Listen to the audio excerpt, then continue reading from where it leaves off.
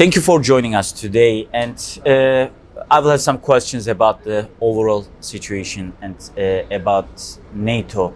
The first question is, of course, this is the first summit these countries, the members of NATO, got together after 2019 London summit. And since then, many things have changed.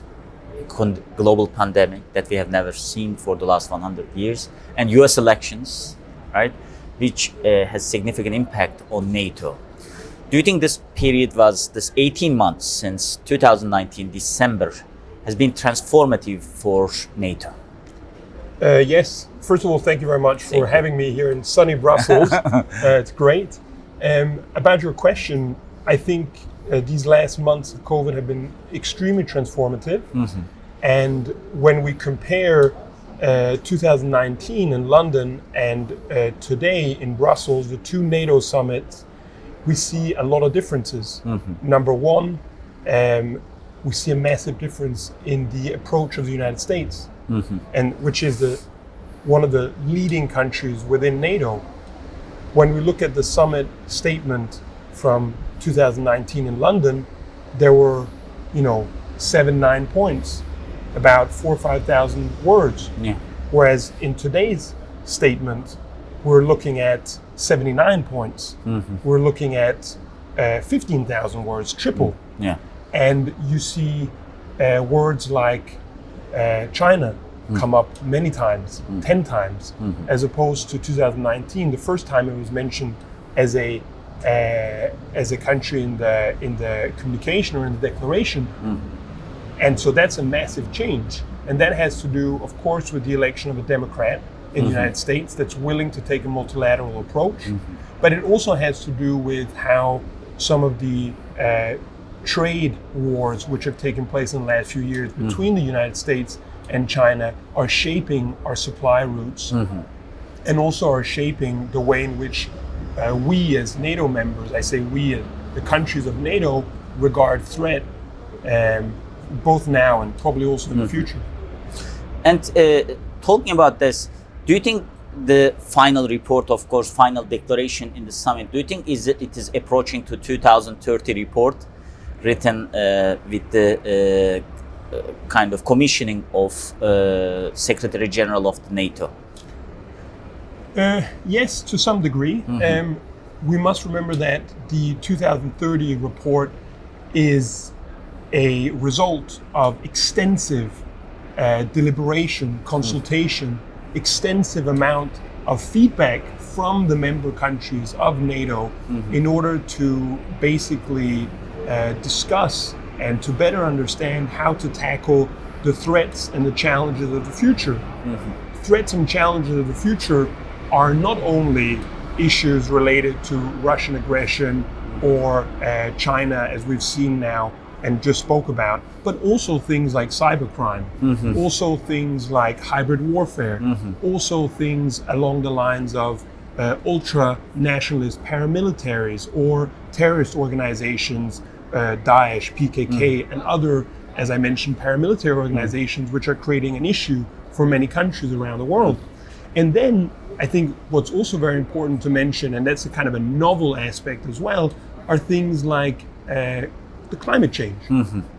Climate change is an enormously important component because climate is a crisis multiplier.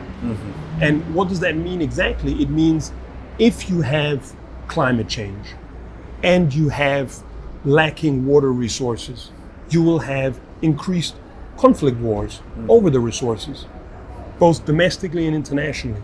You will have increased amount of forced migration. And here we come back to the new threats as well, which are also mentioned in the new threat perspective and in the 2030 report, which are human trafficking, organized criminal groups. So yes, I think they're tackling a lot of these new threats and challenges very effectively. And the meeting yesterday, there were very high expectations about the meeting. Yes. A lot of NATO experts were very excited because there were debates on 2030 report. There were debates on any strategic doctrine for NATO, its strategic concept. Do you think those expectations are met yesterday? Well, I think what's important is context. We must remember that the starting point of Turkish-US relations is at a very low point. And that has to do with a variety of factors that I'm not going to go into detail about all of them, but there's a very heightened level of mistrust between the Turkish government and the American administration. Despite that, what we saw at the summit yesterday and in the bilateral meetings as well is positive developments when it comes to Afghanistan, positive developments when it comes to putting focus on criminal organizations, cybercrime, and hybrid warfare. And I think when we look more carefully at what was discussed, according to the press statement released by President Erdoğan and also by American President Biden, progress and development was mentioned multiple times. Attention to Afghanistan and the airport in Kabul was mentioned. Perhaps there's a role for Hungary and Pakistan along Turkey. And these are areas which are positive, and there are also other areas which were mentioned, which I would also deem positive, including the setup of a direct line between Greece and Turkey, notably an area of a lot of contention. I think both leaders said, let's have a calm summer. Yeah. So hopefully that will be the case. Yeah, and final question about Turkey-NATO relation. You mentioned a little bit the Turkey-Greece tension, but there are other issues on Eastern Mediterranean and other things. What do you think? Do you think this relationship will evolve after the summit?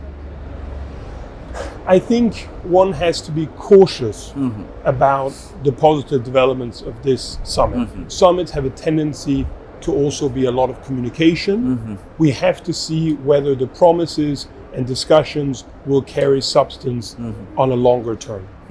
Now, Erdoğan and Biden both agreed to have a continued dialogue and exchange between defense and foreign ministers as a follow-up to the conference, which is a positive step in order to tackle some of these issues. And here, I think it's important to mention that there is, number one, scope for increased dialogue and work in selected areas where the US and Turkey can work together, less contentious areas, notably climate change, notably Afghanistan, and notably also criminal organization, human trafficking, smuggling, and so on. And here there's also a role for the EU and EU member countries of NATO, who can both be interlocutors, but who can also help expand on relations with Turkey in areas where there is mutual interest. And those areas, of course, include the JCPOA and the Iran deal, energy towards Iran and other countries in the East, which can also lower tensions and increase the trade capacity. And then, of course, it's important also when approaching these issues to remember that none of these things exist in a vacuum. The EU-Turkey relationship also lay at the forefront of making sure that Turkey has a good relationship with NATO and with EU-NATO countries.